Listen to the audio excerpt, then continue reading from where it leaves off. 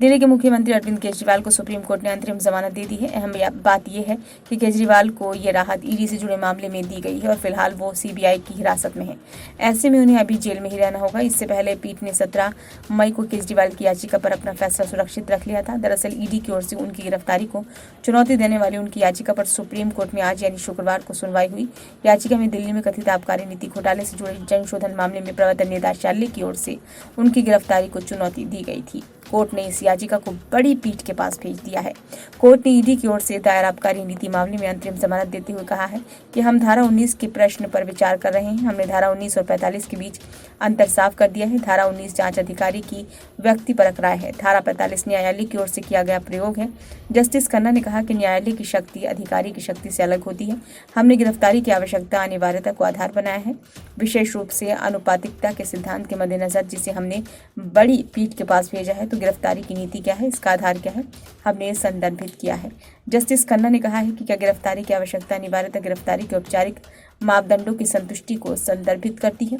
हमने माना है कि केवल पूछताछ से गिरफ्तारी की अनुमति नहीं मिलती। अरविंद केजरीवाल ने 90 दिनों की कैद झेली है। हम निर्देश देते हैं कि केजरीवाल को अंतरिम जमानत पर रिहा किया जाए। हमें पता है कि वो एक निर्वाचित नेता हैं। हमें स्पष्ट नहीं है कि क्या एक निर्वाचित नेता को पद छोड़ने और सीएम के रूप में काम न करने का निर्देश दे सकते हैं। हम इसे उन पर छोड़ते हैं। जस्टिस खन्ना ने कहा कि हमने चुनाव फंडिंग के बारे में एक प्रश्न भी उठाया है। हाल ही में संविधान पीठ ने चुनावी बॉन्ड योजना को रद्द कर दिया था। एक तरह से ये मामला भी चुनावों में फंडिंग से जुड़ा हुआ है, जिसकी गहराई से जाँच की गई है।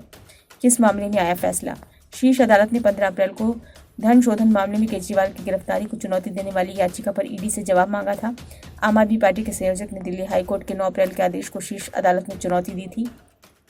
हाईकोर्ट ने मामले में केजरीवाल की गिरफ्तारी को बरकरार रखते हुए कहा था कि इसमें कोई अवैधता नहीं और जांच में उनके शामिल होने को बार बार इनकार करने के बाद भी ईडी के पास कोई विकल्प नहीं बचा था। मुख्यमंत्री को ईडी ने धन शोधन मामले में 21 मार्च को गिरफ्तार किया था। उन्हें एक निचली अदालत ने 1 लाख रुपए के निजी मुचलके पर मामले में 20 जून को जमानत दी थी। हालांकि ईडी ने अगले दिन दिल्ली हाई कोर्ट का रुख किया था। ईडी ने दलील दी कि केजरीवाल को जमानत देने का निचली अदालत का आदेश एक तरफा और गलत था। केजरीवाल को कथित आबकारी नीति घोटाले से संबंधित भ्रष्टाचार के मामले में 26 जून को सीबीआई ने भी गिरफ्तार किया था। ब्यूरो रिपोर्ट, नई दिल्ली।